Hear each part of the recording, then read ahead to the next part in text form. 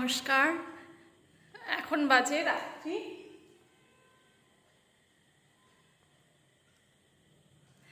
8টা বাজে। তো আমরা নতুন রুম শিফট করলাম, কিছুই গোছানো হয়নি। এই যে খাটটা সব খোলা, জিনিসপত্র সব ছড়ানো ছিটানো।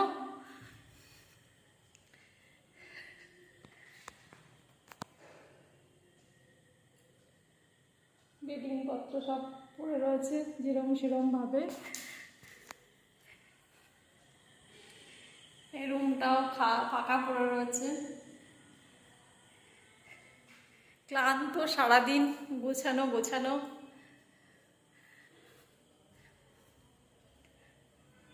এখানে ঠাকুর ঘর আছে, কিছুই সাজানো হয়নি।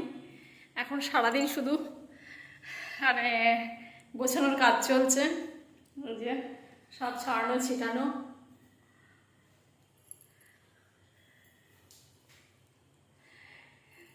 আটা এগুলো সব ধুয়ে পরিষ্কার করে তারপরে রাতে রুটি হবে।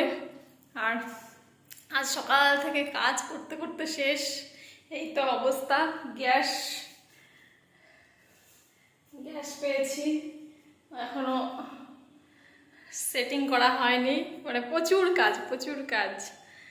তো ব্লগ শুরু করেছি, কেননা সারাদিন এত কাজ করেছি, সময়ই পাইনি। যখন ওই অন্য একটা রুমে ছিলাম, সেখানেও সেই গোছাতে জীবন শেষ। আর এখন 8টা বাজে, এখনও মানে গোছাতেই চলেছি। তো আবার পরে দেখা হবে। ছোট্ট একটু ব্লগ করলাম, কেননা ধৈর্য নেই আর ব্লগ করার, শরীর ক্লান্ত। এখন মনে হচ্ছে কখন খেয়ে একটু শোবো। আবার কালকে, আজকে একটু গুছিয়ে যেটুকু পারি গোছাই, কালকে আবার দেখা যাবে। এই একটু করে গোছানো শুরু হবে। তো টাটা, বাই বাই।